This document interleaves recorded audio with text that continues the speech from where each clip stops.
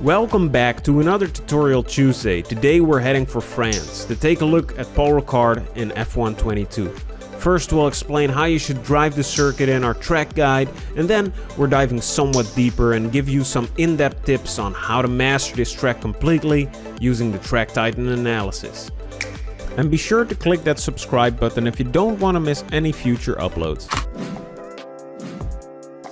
Starting the lap, we bring the car over to the right hand side and brush the outside curbs. For turn 1 we brake shortly just before the second striped curb begins, and then we turn in.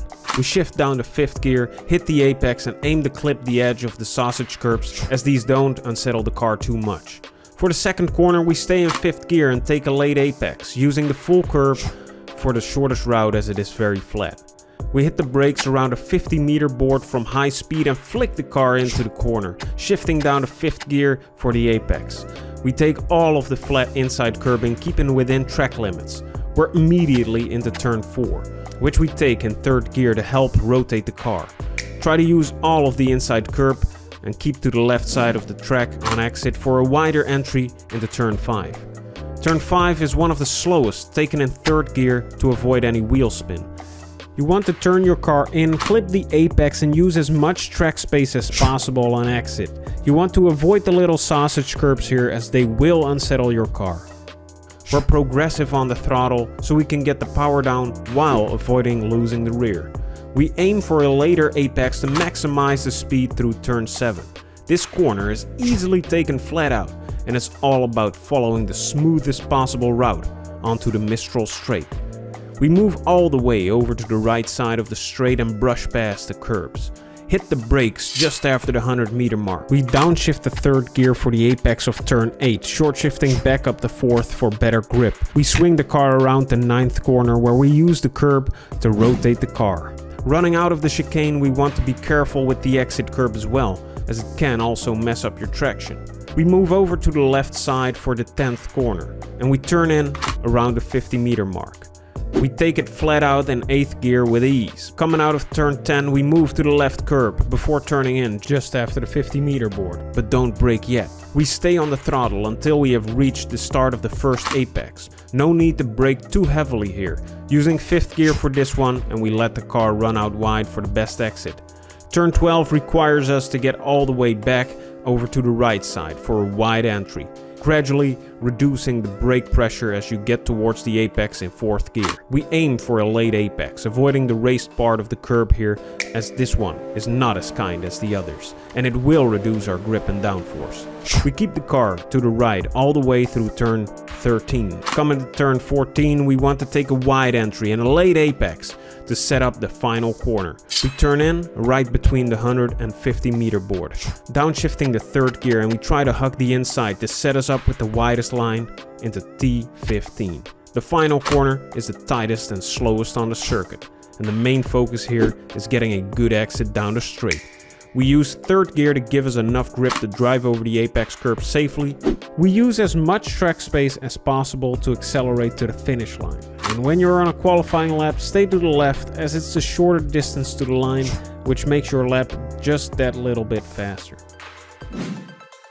Now let's dive a little deeper and check out some corners which require some special attention. One of the struggles at Paul Ricard is your traction. The surprisingly rough exit curbs and long sweeping corners really test your traction management skills. The final corner is a really tricky one, as it is slow and tight. The apex curb can genuinely upset your car and send you spinning. The exit curb here, as many curbs on Paul Ricard, are raised just a tiny bit, but it can still mess up your traction pretty bad if you're not careful. To be sure of the fastest acceleration down the finish straight, use this curb with caution. Turn 5's exit curb can cause some problems too. As you're coming out of this slow and tight corner, you want to accelerate as hard as you can while also rotating your car into turn 6. Again, this exit curb is just raised a tad, which can unsettle your car if you're too aggressive on it. In the Track Titan analysis, we can see that we can't get on the throttle as early because we're still scrambling for traction, losing us a lot of time if we use this exit curb. When we look at the chicane, the kink after the apex can mess with your traction and can unexpectedly unsettle your car. As you're accelerating up to blistering speeds down the straight, this little curb will gladly eat away at your available traction. And as you can see, we have to get off the throttle and stabilize the car, slowing us down on the straight and leaving us vulnerable for overtaking.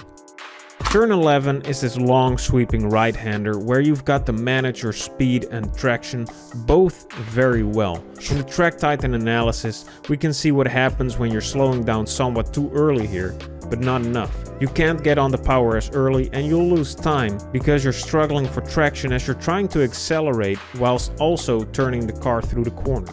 The apex curb in turn 12 is rough. It doesn't look too bad, but it's bigger than you might think. And that's the dangerous part about it. You don't think much of it until you're in the air, rethinking all your life choices. This goes for a lot of apex curbs all around the circuit. They're steeper than they look, which is probably caused because of the track's paint job. So watch out for turn 12's apex curb, because it will unsettle your car and it can result in a spin or even worse. Paul Ricard is all about knowing which curbs to use, which to avoid, and maintaining high minimum speeds through the long sweeping corners.